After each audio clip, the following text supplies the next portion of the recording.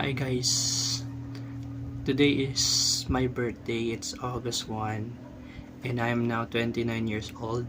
I just want to thank God for another year that He has given me. So I also want to share to you this Bible verse which is in Luke chapter 6 verse 45. Let's read it. It says here, "The good man brings good things out of the good stored up in his heart. And the evil man brings evil things out of the evil stored up in his heart. For out of the overflow of his heart, his mouth speaks." People like us, most of the time, says, "Do not judge me. God knows the status of my heart and how good of a person am I." But on this verse, Jesus told us how to check the heart of a person.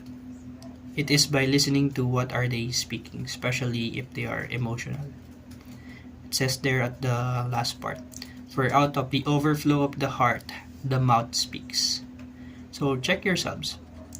When you are angry or whenever you feel emotional, what are the words that you are saying? Is it good, positive, just like the word of God? Or do you produce negative words? Check your heart. Bye.